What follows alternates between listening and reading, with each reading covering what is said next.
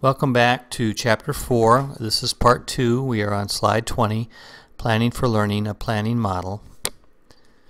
Lesson planning requires a plan, and this lesson plan that is being provided to you in the resource section provides the components or elements of a lesson plan, as well as a brief explanation of what each element of the plan entails. So in this slide, if you'd go related to the slide, if you go to the Resources tab on Moodle and click on the lesson plan, I believe it's lesson plan with examples, make a copy of the lesson plan or have it handy, and then click the video link entitled Sample Lesson Plan with Examples Video in the resource section and follow along. And what I'm going to do is take you through the lesson plan. I'll share with you each component of the lesson plan and then describe a little bit about that component. And what I've done is try to give you an example of what a lesson plan might look like for teaching this particular chapter. So I'm hoping that will be helpful to you.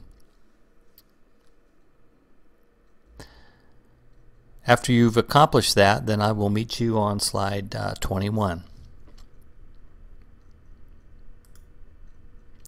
On slide 21, after being aware of what a lesson plan looks like, check the items above that relate to lesson planning. In other words, look through the list and think about which one of those items, and it could be more than one, relate to a lesson plan. And then you can go to the next slide for your answers. On slide 22, Planning for Learning Components, you can see that each one of the items that was listed on slide 21 is also a part of a lesson plan. So all of those elements are encompassed in a lesson plan. On slide 23, Planning for Learning Components, helpful comments about planning. We've touched on this slide at the earlier parts of this PowerPoint, but I thought these helpful comments would be of interest to you again, more or less as a review. In other words, the first check, planning helps the teachers to clarify what's to be taught. It's that mental creation before the physical creation. It's that blueprint idea. The second check, a good lesson is like a script. We talked about that earlier. Experienced teachers may not need as much time for planning as beginning teachers. We discussed that as well. And the last check mark is effective planning will help the teacher to stay focused and help the teacher become more confident. So that's just a review of some of the key points related to the purpose of a lesson plan. If you go to slide 24, planning model, preparing assessments.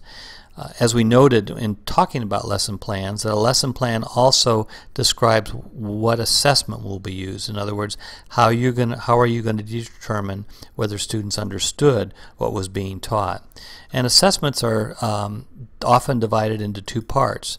There's what we call a formative assessment, and those are assessments that measure small amounts of information that have been presented. A quiz, a checkup, even a chapter test could be considered a formative assessment. And I like to look at the term formative as, for example, the formative years, the building years. We use a formative assessment as you are building your knowledge. So we are assessing small pieces of that acquisition of knowledge. Summative assessment deals with assessing material that has been presented over a longer period of time. A unit test, an exam, an end-of-course test would be summative in nature. And think of formative as growing while a student is forming information. Think of summative as the sum or total of what has been learned. So it'll be important for you to understand the difference between those two terms, formative and summative. On slide 25, we talk a little bit about instructional alignment, and it's a means to ensure that what we intend to teach matches what is taught and assessed. I'm just going to kind of go over that slide with you. When we talk about instructional alignment, it's the match between our objectives, in other words, what we intend to teach, with the learning activities, in other words, what we actually teach, and with what we actually assess. So that alignment is very important. slide 26 illustrates that alignment, that we have our curriculum, what we intend to teach, and then we try to stay true to that curriculum. We try to teach what we are supposed to teach relative to standards and relative to the curriculum. If we stay true to that, then we have alignment between curriculum and instruction. And then if we measure what we intended to teach, then we have alignment between assessment, instruction, and curriculum. All right? So curriculum tells us what needs to be taught, instruction is how we carry out the curriculum, and assessment is a measure of what is taught. If our instruction is in alignment, then there's a continuity between what was intended to be taught with what was actually taught and with what was actually assessed. So that idea of curriculum alignment is an important term to remember. I know in teaching this class I try very hard, I'm not always successful, but I try to make sure that that what I intend to teach, I teach, and I do that through the PowerPoint and through related materials. And then when it's time for me to test students, I make sure that what I'm testing is what I have covered in the class. Some days, sometimes I do that better than others, but I always try to create a very tight alignment between what I intend to teach and what I do teach, and then what I assess. On slide 27, there are a couple different ways in which lesson plans can be developed. This design is a very popular design. It's by two gentlemen by the name of McTighe and Wiggins, J. McTighe and Grant Wiggins. And it's called the backward design model. And the backward design model is an approach that is modeled by the lesson plan that you are using. Actually, it's very similar to the example that you have just previewed. In backward design, we first identify the results. That's component 1, or learning outcomes. So we identify what we want to learn, we identify our objectives, we identify the performance standards that we're using, those kinds of things. In other words, we begin with the end in mind. Then we look to determine how the lesson will be evaluated. So before we jump into the learning activities, we have our outcomes, we have our objectives, and then we determine how we're going to evaluate, how we're going to get the evidence that those have been taught.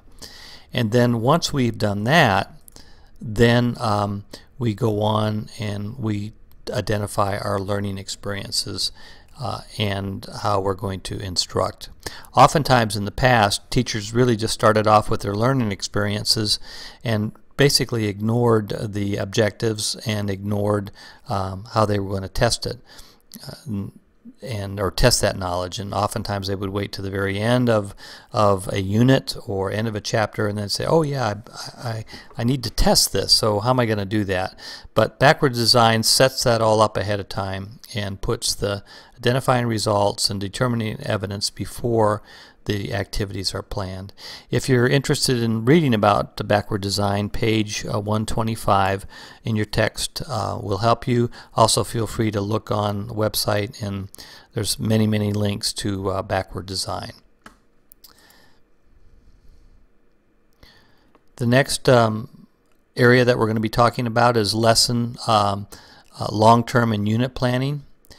And if you go to slide 29, there's a little information here about textbooks that I think it's important. You know, when we're planning, we can be planning for the short term, we can be planning for a day, we plan for a week, we can plan for a month, we can plan long term. So there's many different ways in which we can plan. Most principles suggest that you plan for the week, but it's also very important, very helpful for teachers to have a longer term plan or a unit plan as well. And textbooks can be very helpful in providing the materials and the resources that are needed to conduct short-term as well as long-term planning. So look over these checks related to textbooks, when a textbook can be helpful and when a textbook may not be helpful. So make sure that you're aware of those. On slide 30, there are a variety of different planning approaches. As I just mentioned, there's daily, weekly, long-term, and unit planning. And I'd like you just to look at the slide and see if you can provide a little description for each one of the components or elements that are on the left-hand side. How would you describe daily planning? How would you describe weekly planning? How would you describe long-term and unit planning? And if you go to slide 31, I provide those descriptions for you. Hopefully that'll be helpful to you as you look at the different ways in which you can plan. Slide 32, a lesson plan template that we have been working on is similar to the template that is used by our department. I mentioned that previously. This slide depicts a lesson plan model that's abbreviated, and once teachers are experienced, they move to an abbreviated model similar to the model above. So after probably 2 or 3 years experience, you'll move to a more abbreviated, more efficient means in which to plan. The last theme that we're going to talk about is integrating the curriculum. And you can see on this slide that how that's done, and again you can read in your text how to integrate, but you take a subject area such as plants, and then you connect that idea of plants to several different subject areas. You can connect plants to social studies through economics. You can connect plants to art through sketching plants. You can connect plants to science through experiments or using the an experiential approach. You can connect plants to math by growth, plant, and measurement. So this is one way, an integrated unit or interdisciplinary unit. Thematic unit is one way where you can integrate into many subjects. It doesn't just have to be one subject. In the resource section, I have a copy of a unit plan template that is used by our department. Now the unit plan will be used in your block courses just prior to student teaching. Also, you'll be using it in your student teaching experience. And note that the unit plan is really comprised of several lesson plans. It can anywhere between 5 and 10 lessons can comprise a unit. On slide 36, there's a Chapter 4 checkup. Hopefully that will be helpful to you. And you can also check your answers with the answer sheet. Please note that there is no assessment, no test for this chapter. Your assessment will be based on a lesson plan that you will develop at a later time. This concludes Chapter 4, and we will move on to Chapter 5.